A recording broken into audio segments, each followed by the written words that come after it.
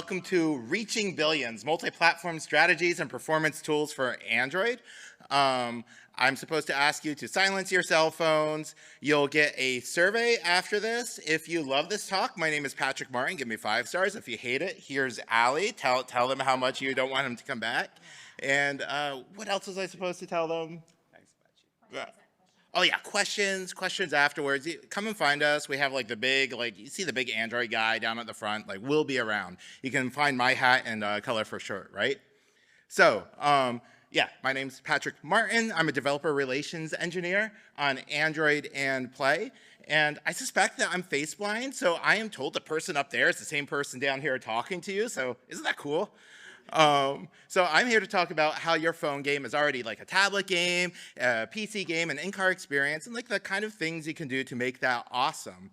But first, the schedule. I was going to say we have locked the doors, but not quite yet. We won't. The file marshal won't let us. But to know what you're in for, we're going to talk about what's new, our announcements. We're going to go into what multi-platform gaming or development entails with myself.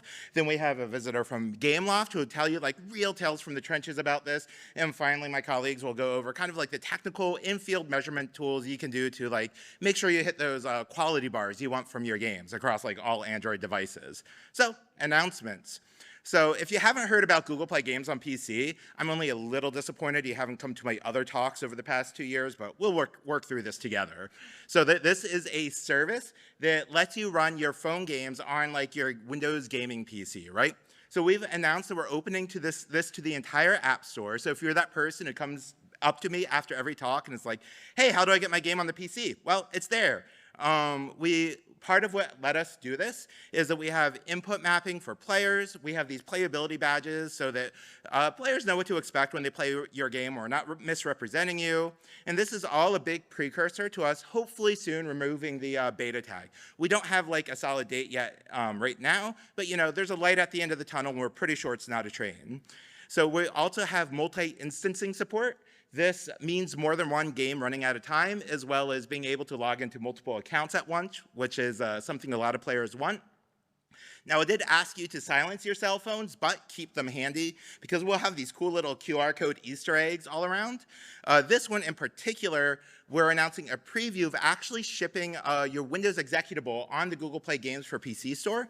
So you can scan this code if you're interested. This goes great with the preview we're announcing of our user acquisition tools. So you can kind of treat the PC just like you would any mobile platform as far as your free-to-play business model. All right. That's all aside, and now on to at least the meat of my part of the talk. So what is multi-platform game development? So in this case, we're talking about one Android app binary that you can ship across a variety of form factors, from the phone in your pocket to your epic PC battle station or whatever.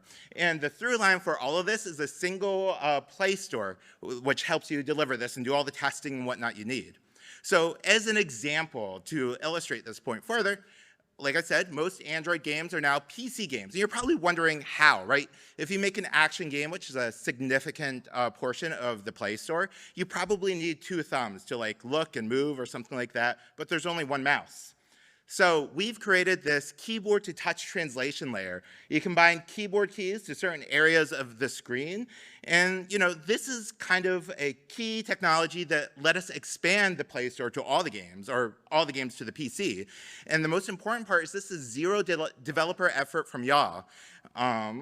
So you can actually just try it. Not right now, because I think the booth is closed to encourage y'all to come over here. But after the talk, go to the booth, check out your game. If you're nervous about how this will work, it's probably going to actually be pretty good.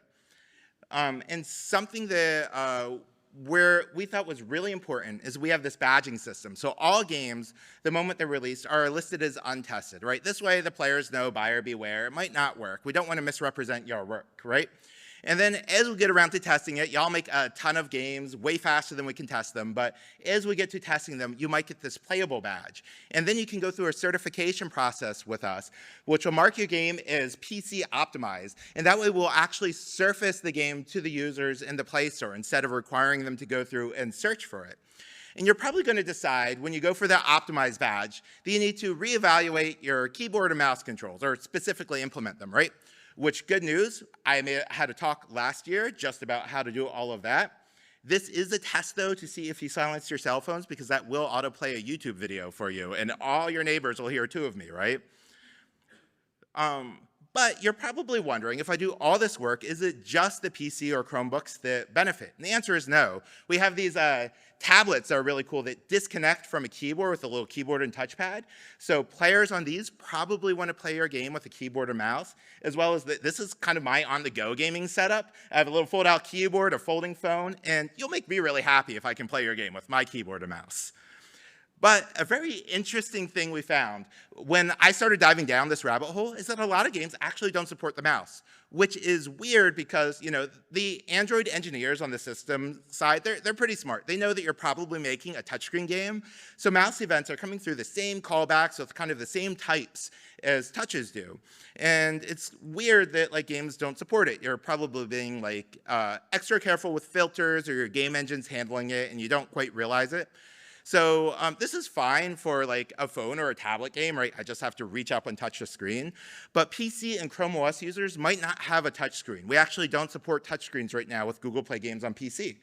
So we have this awesome super duper compatibility layer. It's not actually called that, that's my name for it, that makes mouse events completely indistinguishable from touch events. So this is awesome because it maximizes the catalog availability, but it has the problem that it doesn't quite feel natural. Imagine a point-and-click adventure game, and you're mousing over things, and your mouse cursor isn't changing, or things aren't highlighting. It doesn't feel right.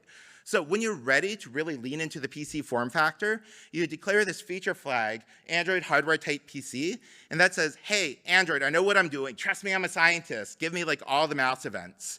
You have to remember to set required equals false, because if you require PC hardware, that's not phones, right? You still want to ship a phone game. And then this will give you things like mouse capture for first-person look cameras. You'll get hover state, scroll wheel, pretty much everything you expect from a normal operating system. But I'm not here to say it's time to start supporting the PC. I hope you decide it is, but you can actually track these features either in their dashboards by looking for these device names, or by looking for these feature flags and plumbing them into your own analytics system. But remember, these are your core players. We didn't show the game to them on the PC store. They search for it by name. And anything you do to support them will only grow your audience. So this is not your maximum addressable market. This is just your starting seed. Right? But I go on tangents. If you've run into me at the booth, you know how hard it is to get me to stop talking, so I'll try to wrap this part up. So what players wanted was their Android PC, or their Android library on their PC. They wanted to play your game on a computer. And we created compatibility layers that enable them to do this, which gives you a signal you can read as a game developer to know when to start investing in the platform and really building out the features that your players want. And most importantly, this is in your existing code base with your existing battle-tested monetization and live ops tooling, right? If you're able to keep the lights on in your studio and keep everybody paid, then you don't have to change anything, right? Which makes this a relatively small investment with an outsized return versus a traditional porting project where you have to spin up a second team or something. This is just an iterative process. But this is not an Android to PC talk. That was my talk 2 years ago, and I forgot to put up the QR code before the deck was locked. But this is a multi-platform Android talk. So I'm here to talk about foldables. You already saw me flash mine earlier. I absolutely love it. And a few years ago, you probably could have been excused for thinking this was a wild experiment. But now this is an established premium form factor that players love and they invest a lot of time into. Now, if you haven't seen a foldable yet, you pull it out of your pocket, and it's like a normal slab phone, right? You can see why the chat's popping off, check your social media, maybe do a few rounds of a casual game. And then if you're like me, my plane was super delayed coming in on Sunday, so you can open it up and have a 7-inch tablet to game on. If you saw over at the booth, we had Dredge running, we had Disco Elysium. You can have all these games on a big screen, or you could just watch a movie if you're tired and just need to get to your hotel. But before I go any further, I want to acknowledge something. Apps and games behave slightly different, right? With applications, pretty much for as long as I've been using them, you're always multitasking. You put your web browser over here, your chat over there, your IDE, whatever you're doing. But games, they want to be full screen exclusive, right? My first computer was a Windows 95 machine that either makes me young or old, depending on where you are in the audience. And when I launched my first game that I got for this Windows machine, it crashed to like a DOS prompt, right? I was terrified. I thought I broke the family computer, right? My parents thought I broke the family computer. But the point is, like, games want this. They want full exclusive access to like all the hardware, and they don't expect anything to change, which we acknowledge. So in your manifest, if you set your app category to game, we try to change as little as possible. Like, for example, if you're taking a game from the cover screen to the inside screen, instead of like recreating your render surface, we'll just letterbox things in so like players can just keep on cruising. And again, we understand game developer workflows. We know a lot of game engines don't give you control over the manifest. So if you use play app signing, then we will change the manifest for you so your game behaves as expected on folks' devices. But my talk is about how easy it is to support all these like multi-platform features. So let's support resizing and see what we have to do. And for most of you, it's actually just a checkbox. Your game engine is already doing it. I tried to find a bunch of screenshots of a bunch of game engines, and some of them, like, it was so default, you didn't even have a checkbox. It just supported resizing. And at this point, you just have to run some QA, make sure your touch targets are in the right spot, make sure things resize. Games were breaking, which is why we have the compatibility layer. But something I want to call attention to is if you're rolling your own game engine, there are these things called configuration changes. I wanted to get a definitive list of what folks needed to support large screen or foldable devices. And I ran around like internally and found these are the configuration changes you need to support for Android to not kill and relaunch your game. And some of you probably just paused and wondering like, what's going on? Why would Android do this? And the reason is, just like game designers, app designers like to lay out their application UI with respect to these reference frames. This is a tablet, this is a phone, whatever. But app state, unlike game state, doesn't change super often, right? And it's easy to serialize out and serialize in. So we found that users had a better experience and app developers had a better time if we just asked the application to like serialize its state out, tear down the activity, rebuild it. Before Jetpack Compose, you would even reload a different XML file, and then you stream the app state back in, and you avoid this happening, right? Don't worry, this is none of your games. This is a sample. I'm not throwing anyone under the bus. But we know that as soon as you add a physics engine to a game, it becomes non-trivial to serialize out the state. Like there are GDC tracks about this, right? It was like networking and all that stuff. So what you need to do is add the configuration flags I flashed up here before. Then you actually have to handle the on-configuration changed event. If you're using game activity or native activity to handle all of this in C++, you also look for this app command config change. I hate speaking enums, but listen for that message and then actually do the work, right? We have the default behavior for a reason. So like recompute your perspective transform, like recompute the inverse or however you're doing picking, and everything should be good. But this is a multi-platform talk, not a foldables talk. So if you do this work, what else do you get out of it?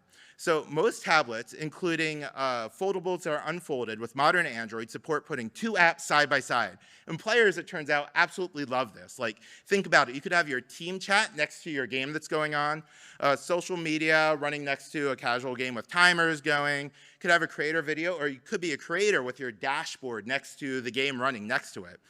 And our compatibility layers gave you letterboxing. With a little bit of extra work, you got a tablet differentiated experience, which is kind of what players really wanted, right? But something that's really cool with the Pixel Fold, what got a lot of organic press buzz were these foldable experiences, right? You say the medium is the message, so your message is much stronger if you lean into the medium of the foldable experience, right?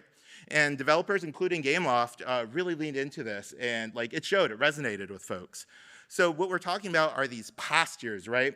The one most game devs use is the tabletop posture. It refers to placing your phone down on a table and kind of bending it up like a laptop. Sorry, microphone. But it turns out, of course, game developers, you pick this up and you probably recognize a handheld game console that kind of felt like this, right? And it's like super natural. And I was like thinking about why it works so well. And part of it is that, you know, you already have your thumbs at the bottom of the screen. So y'all are already nudging your controls down. That kind of gets to the bottom part of the fold. And then it turns out human thumbs are not translucent for some reason. So you're pushing the gameplay up towards the top screen, right? You kind of get this experience naturally. The only problem is if you have your phone kind of folded, that crease is kind of a problem. Either it's hard to see a crosshair, or you have to unfold it to press a button and then refold it again. So what we recommend doing is checking out this thing called the Jetpack Window Manager. This lets you detect the posture, or you can do things like detect the hinge angle sensor and split the gameplay and controls between the top and the bottom screens. You can even ask for things like safe areas for rendering. But developers like Gameloft even really leaned into this. So I have a hard time finding my way around. Some folks said it might be related to like face blindness. So having a map up all the time on my bottom screen while I'm gaming is like awesome for me. And then like you might also have an always up inventory, or this is like a really cool shop screen so you can like see everything going on. And the best news is we worked with Unity to like make this built into the engine. You can do all of this from C#. And we have a sample project, again, scan this QR code, and not only does the sample project show you how to work with this, but we have a compatibility layer that will backport these features to older versions of Unity. So if you're not ready to upgrade from Unity 2022 or 2023 to Unity 6, you can still experiment with all these foldable modes without changing your version, which we know can sometimes be a bit of a lift. But remember, there's also the front screen. When you took the phone out of your pocket, you saw your chat messages and you opened, and it went away behind. Well, it turns out you can turn that screen on and use it for input. Now, not very detailed input because your players can't see it, but imagine most mobile first-person shooters. There's this claw grip where you have to aim and bring a finger over to shoot. Well, now you can just tap the back of the phone to shoot if a game developer supports it. Or with a racing game, you could put a handbrake on the left or boost on the right, like really lean into the fact that players have 10 fingers instead of 2 translucent ones or something. But I want to wrap up and give everyone else a chance to talk. So the most important bits are, this was an iterative process, right? You're able to follow your players across all these different form factors, and compatibility kind of let them signal to you what they wanted from you as developers. Then you can test and scale up as you're ready and measure how your players respond in real time with A/B tests or however else you monitor them. And any work you do is not limited to one form factor, right? You work on the PC, it improves tablets. You work on tablets, it improves foldables. It's like one big Android ecosystem, so none of your effort is really wasted. But I'm biased. I was the Android guy before I joined Google. You probably know who that guy is, right? And now I'm literally an Android guy, so I want to hand it off to Maxi to give you, I guess, a more realistic definition of what this is all like.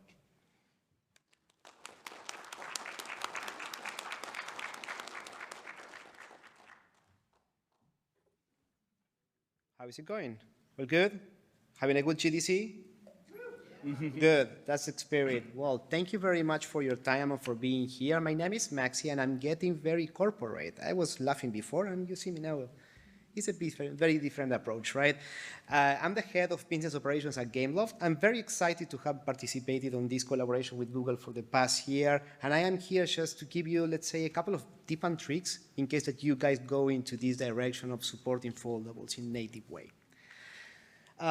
We at Gameloft have at our core to support all different gaming experiences that are possible. Hence, we have been going from mobile to PC, passing through web, going to consoles, going into foldables. It just felt for us that it was the natural move to go into natively support for the best experiences in all devices that are available for the users.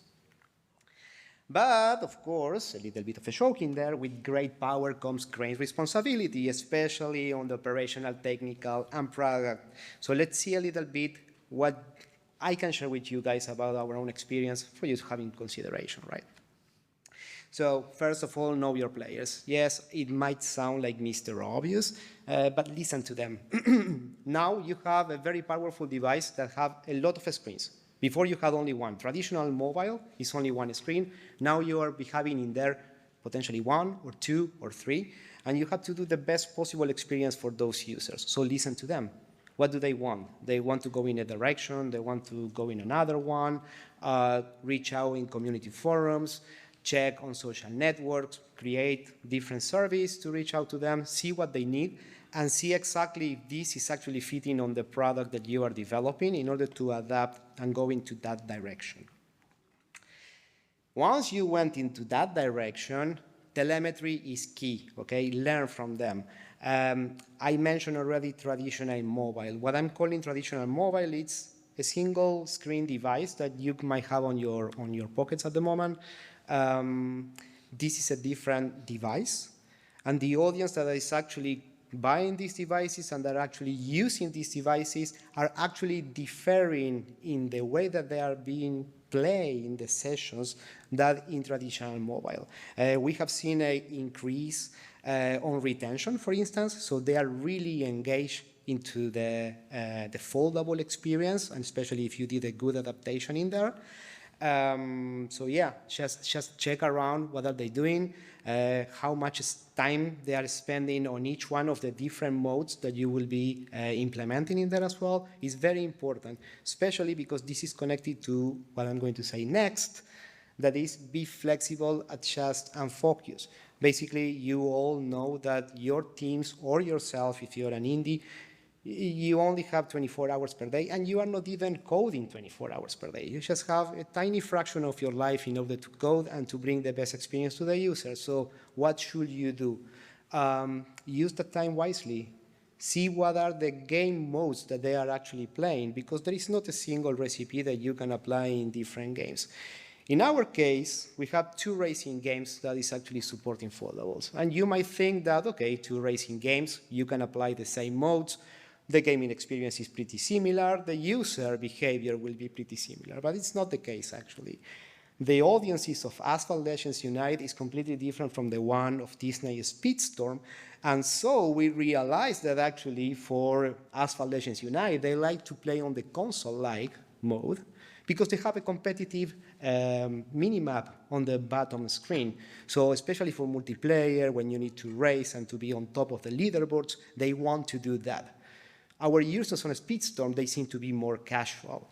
And actually, they don't care that much about that. Even though they have the option to play in that mode, they are actually spending more time on playing on the bigger screen, what we call the tablet mode in here, right? So identify those things over telemetry, and then invest the time to keep on improving the experience on those particular modes that the users are using in order to bring it at an even higher level that you are doing at the moment.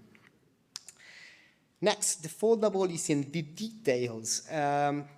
Things, even though Patrick mentioned that it's kind of an established product, and it's still for me, or at least I consider personally, that it's on the infancy of things.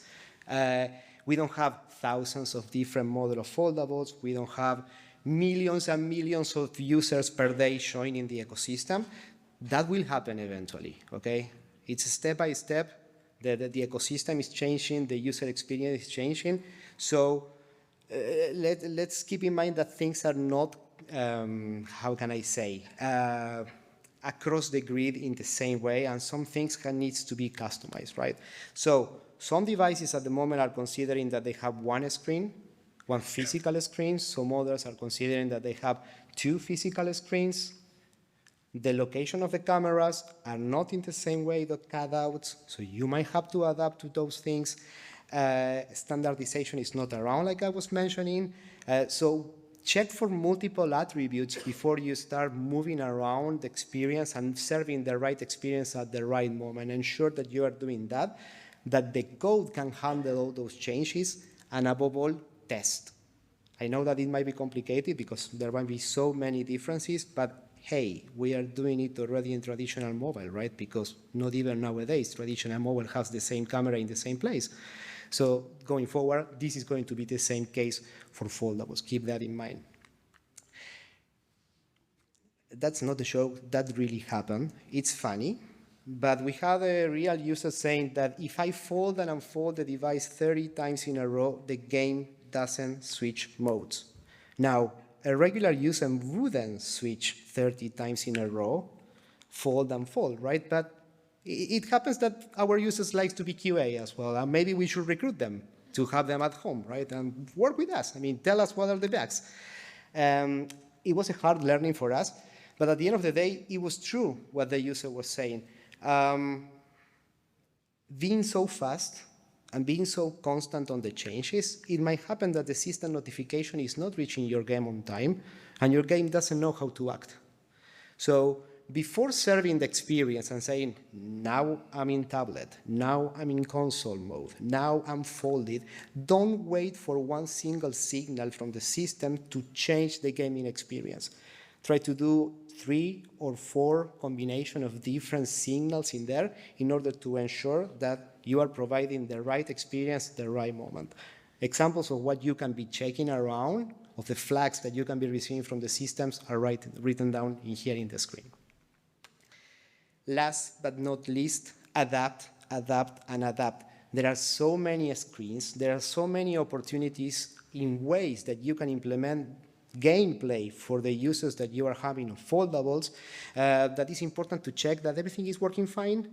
And especially, like I said before, you might have 1, 2, 3 screens, and we all do know that performance might be impacted, okay?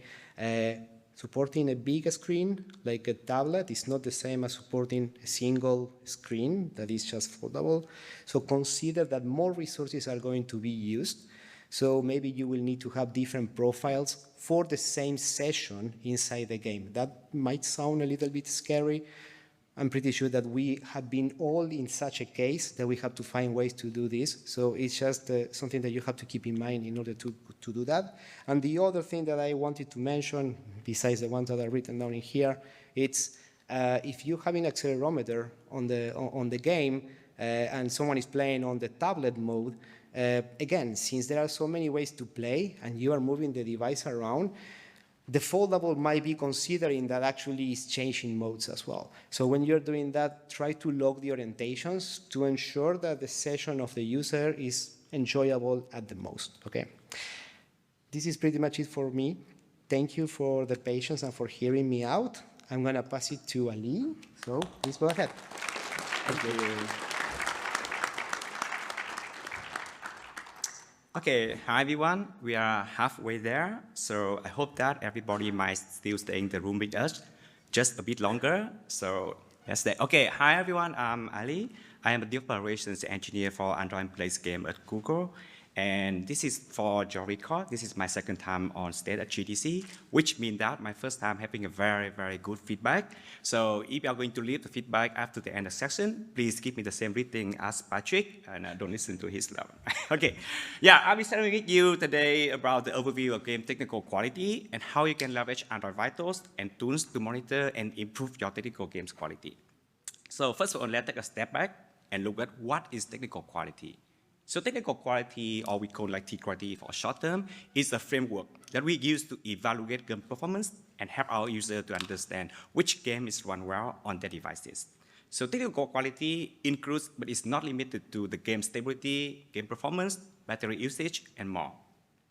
To help you with the game technical quality, Google developed and designed the Android Vital to help you understand your technical quality metric. So when a user opts in, runs your application, the device looks information about the quality aspect, like the stability metric, the performance metric, the battery usage. This data is updated by Google and published in your Google Play console, so it can access anytime by using the Android Vital. The visibility of your application on Google Play Store will be affected by its Vital. So for example, apps and games that cannot meet our standard bar for the vital core metrics such as ANR and crash rates will be excluded from the prominent discovery surfaces such as recommendation, similar, or any promotion category. Other applications may even have a warning display on their store listing to set the right expectation for the user if the app is not doing well on their devices. Okay, Android Vital is constantly being improved by Google to keep feeding you, providing you more actionable insights. I would like to highlight with you, to introduce to you 2 more news metrics that was recently launched on Android Vitals. The first one is slow section.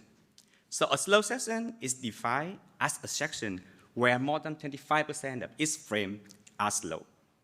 And by slow frame, we mean that a frame is slow if it is not presented from the previous frame less than 50 milliseconds, which equivalent to 20 FPS.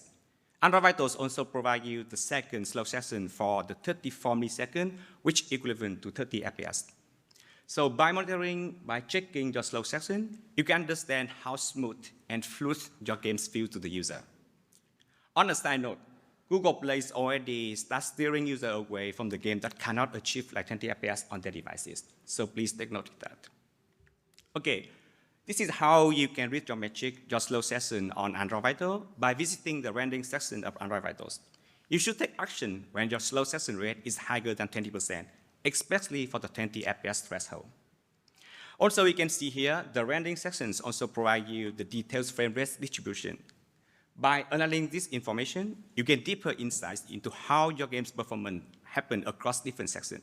So for example, if you take a look at the picture at the bottom right here, you can see that roughly 40% of the sections are put into the 30 FPS bucket. This indicates that for this 40% section, 75% of each frame are rendered faster than 30 FPS. So this gives you the insights about how your game actually runs on across all of the sections. Okay, you know the information, you can find the information, you can read the metric. What can you do? So slow session can be caused by a number of factors. The game may be CPU or GPU bound, which leads to overheating that results in the throat thermal state. Or there's a mismatch in the game's frame rate and the device display refresh rate. So to arrest the GPU and CPU bounce and thermal issue, you can consider Vulkan and ADPF. On the other hand, the Swappy, which is our Android frame pacing API, can help you with the mismatching issues. For a case study here, we have the title named MRI2. By utilizing Swappy to auto-adjust the frame presentation times, the title was able to significantly reduce the slow session rate from 40% down to 10%. I'll leave you 10 seconds to scan the QR code to learn more about the case study if you really want to read about that.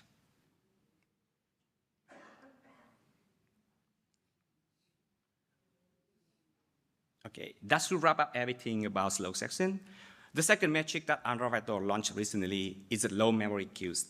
For an overview of LMK, the Android low memory queue daemon process monitors the memory state of a running Android system. It reacts to the high memory pressure by queuing the least essential processes to keep the system performing at acceptable levels. So you can see this table is lists all the LMK priority system from high to low. The item in the highest scoring category in row 1 will be queued first. Specifically, background applications are first to be queued, and the system processes are last to be queued by the LMK. Okay, Android Vitals measure only one LMK metric, which is the user perceived LMK rate.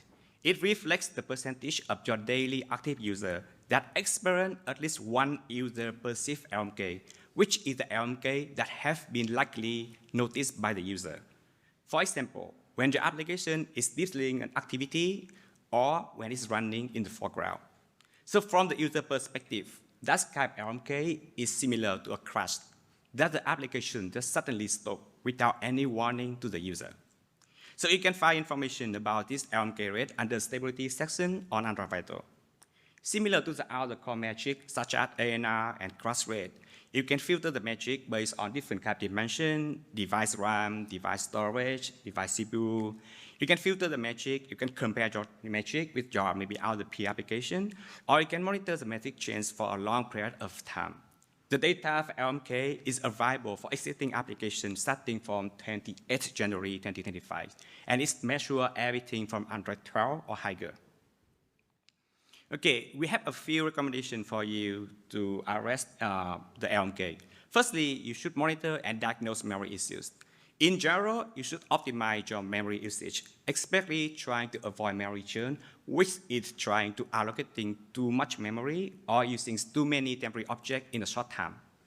You can also track your ask memory allocation over time and identify memory issues using our tools such as Android Store Memory Profiler or third-party tools such as the Unity Memory Profiler, the Unreal Memory Insights, or our new Android New Infuse Chasing API. Secondly, you should optimize resources on the device with higher LMKs. So similar to other metrics, the Android Vital allows you to view the LMK metric at device level. And then you can focus on optimizing resources on the device where you are encountering a lot of issues.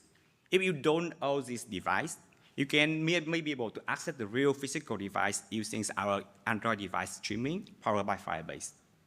One of the recommendations you can do to optimize resources is trying to lower the texture resolution reduce access size, and therefore decrease memory usage on low RAM device. You can customize the download access pack based on device categories using our device targeting for place accessibility feature. You can scan this QR code to learn more about LMK Magic, tools, and our best practice. So that's all from me for today. Please remind again, just give me a good rating, same as like Patrick, and I hand it over to Simon to cover the tuning.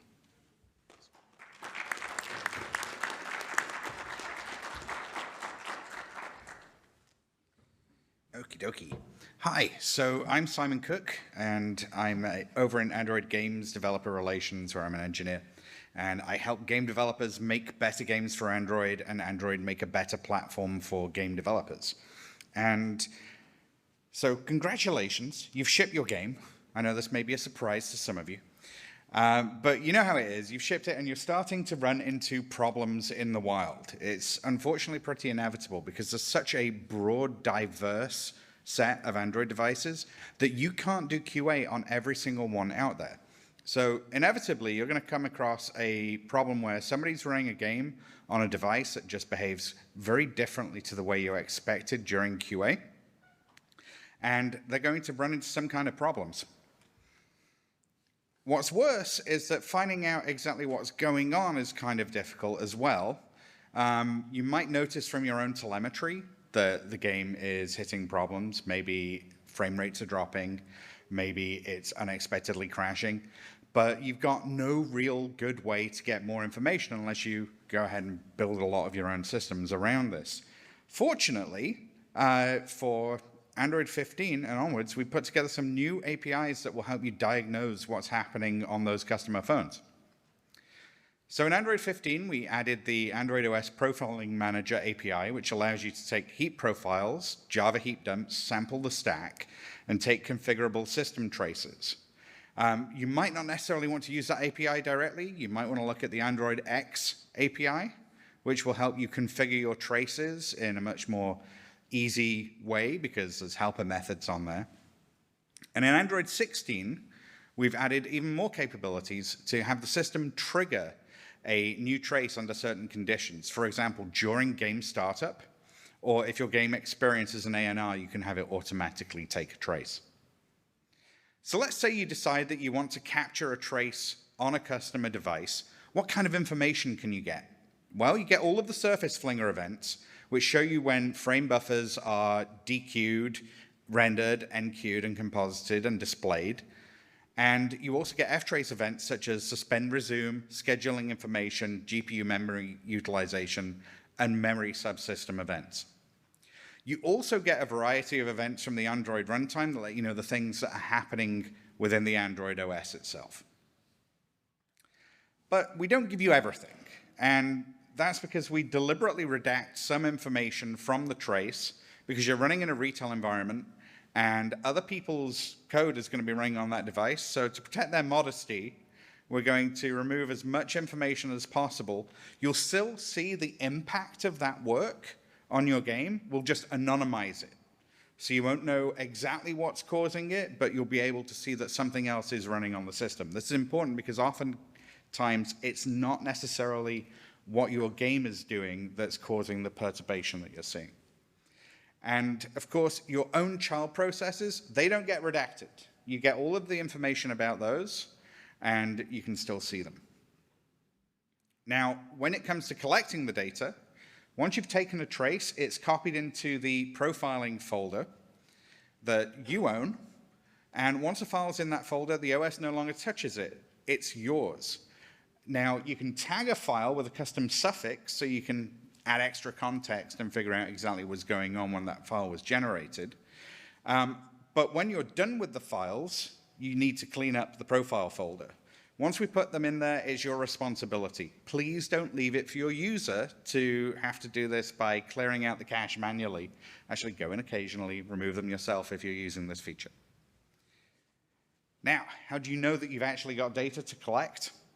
Well, you know the profile's ready for you because you can register for notifications in the Profile Manager API when you request a trace to be taken. And there's both an all-up way of doing that for every single profile that you request in the system and a per request way of hooking up for that notification. Once you get that notification, the file's going to be waiting for you in the profiling folder, and hands will be off by the OS. And you can take your time with that and decide when it's best for you to upload that back to your own system. But let's say that you crashed in the middle of a run because the phone that this is running on is in a bad state, and it could happen. So, well, you'll get another chance. The next time the user launches their game, you'll be able to collect the data. And this is another reason why you're going to need to clean out the folder occasionally. So to recover from a crash, basically what you have to do is at some point during your game session, you're going to want to check the folder, make sure there's any files in there that need to be cleaned up, then register for notifications. Registering for the all profiling results after a crash will tell the system to copy any of the pending profiles over into your folder, and then you can deal with them. So you'll get a notification, the files will be ready, and then you can upload it. In Android 16, this kind of behavior will be a little more robust than in Android 15, where you could occasionally lose a trace if you crashed in the middle of taking it, and it should be a little more reliable. So when it comes to uploading them, unfortunately, you're going to have to do this yourself. So you need some kind of service that you can pump these to. Once they arrive, put them in a dashboard for your engineers to look at, generate reports based on them, and go through that data to find out exactly what's happening in the wild for your customers. But wait, you're going to need some kind of user consent for that, right? If you haven't considered this before, here's a little bit of a privacy warning. So I can't give you advice on what you need to do in your game to make sure that you're compliant with various different geopolitical regions' requirements around customer data. I can't tell you how your opt-in should look like. I can't tell you any of that. Your lawyers can. And I would strongly recommend that you talk to them before implementing this feature, because like any kind of thing that touches user data, you're going to need to make sure that you're compliant. Please consult an expert. So there's two last things that you need to know. This API is throttled. If you think about it, taking a trace is a relatively heavyweight operation. And you could imagine that somebody has an app out there that behaves poorly and deliberately spams the API and prevents anything else on the system from running well. So we automatically throttle this API's use to prevent bad app behavior. What this means is that when you call this API, you should expect it to fail most of the time. You'll be denied access to the API. And statistically, this is going to be fine, because across enough phones, you will get successes, and then you'll be able to react to them. But what it means is, don't call this in a tight loop until it succeeds, because you'll just burn battery for no reason. And maybe call it once an hour at most, probably more likely once a day. Unfortunately, we can't really be more specific than that, because this behavior may change based on the activity that we see in the wild. We're going to tweak it and just make sure that we can give people as much chance as possible to call this API without making it a worse experience for the user. So the second quirk is that if you're taking a system trace, it can take 200 to 300 milliseconds for the trace to actually spin up, because it's got to start all of the underlying machinery to start recording. Just assume it's 2 seconds. It will probably be shorter, but 2 seconds for safety. And I know that this is very difficult.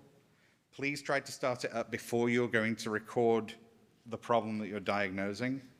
It sounds kind of impossible, but basically, we're hoping that you'll get enough temporal coherence and that problems will last about 100 frames.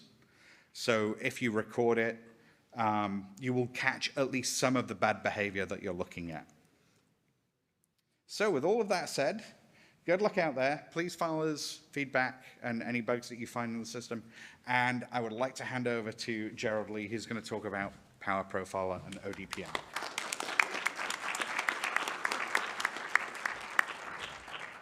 Hi, everyone. Gerald. I'm developer relation engineer of Android Play at Google. Yeah. Today I will be, Today I will be discussing the Power Profiler in Android Studio and ODPM, the on-device power manager enabled on Pixel devices later than 6. Power consumption data is crucial for game development. High power consumption data can lead the device overheated, thermal throttling, and the battery drain, negatively impacting user experience. To address this, I will introduce a tool to measure and optimize power consumption data.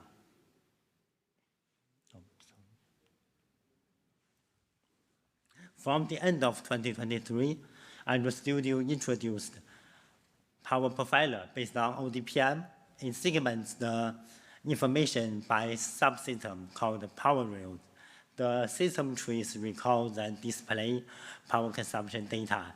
It's a part of the CPU profiler. The Power Profiler enables visualizing this data, which help you visually correlate power consumption of the device with the behavior occurring in your game. You can capture the system trees using this icon in the Android Studio profiler panel, or using the command line or on-device feature. The profiler will show the power rail data by subsystem, including the CPU, big core, middle core, little core, GPU, memory, and so on. If you select the time range here, you can get a summary to show the power rail data of this time range. You can run the A/B test to compare the power consumption of different algorithms, different features, or even different versions of your game. For example, you can set this scenario A as player standing in the game for 30 seconds, and then set scenario B as player attacking in the game for 30 seconds. After you compare the power consumption data of the same time range, you can understand the different behavior, how the different behavior affect the power consumption. The next slide shows how it works. And in this example, you can see the CPU big core power consumption increased 140%. So that means the CPU is definitely way need to optimize than the GPU.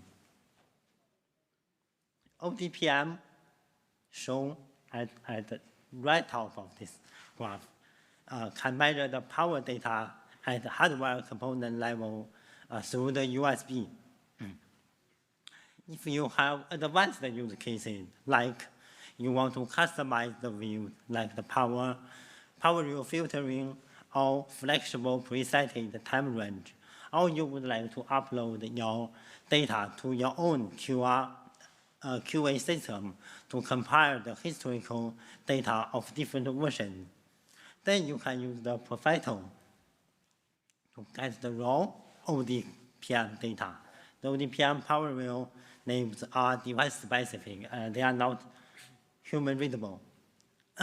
So from Android API level 35, you can use the Power Manager API to get the mapping between the human readable label and the raw power rail name set by each individual OEM. Kuro Games, the developer of the Wuthering Waves, they recognize the importance of power rail, power consumption for user experience. Using the Android Studio Power Profiler, they were able to analyze the power consumption in their game. To integrate the data in their own QA system, they finally decided to use the Profiler to capture and interpret the traces. As the data shown here, we can see they reduced the number of many rails between the two versions from September 2024 to November 2024. they totally reduced the 9.68% power consumption for the game. Let's deep dive in how they did. To identify the high power consumed power rail, Kuro Games created the A/B test where different test cases, including idle, running, or competing in the game. The specific power rail with obviously high value can be identified by comparing the value of the same power rail. By comparing the behavior of across different test cases, the routine cause of the power consumption issue will be figured out gradually. After identifying the issue, here we list some solutions they did for the optimization, like changing the GPU core scheduling to reduce the bigger core workload, or pre-compiling the PSO to reduce the GPU workload, CPU compiling workload, or implementing PSV to reduce the GPU rendering workload, or making some offline shadow occlusion culling to reduce the GPU rendering workload. Through this way, they can reduce the power consumption, and they can verify the improvement through the ODPM data. And that's how to optimize the game through power profiler and ODPM data. Yeah, and last, thank you very much for joining our session. In this session, we explored the strategy for multi-platform game, leveraging the Google Play games on PC and optimizing for various form factors like Foldable. We also discussed the importance of technical quality, utilizing the Android Vital for monitoring, and tools like the Profiling Manager API, Power Profiler, and ODPM for performance optimization. By understanding the strategy and tools, we believe you can effectively reach vast number of users and deliver exceptional game experience across different devices of Android and Play. Thank you.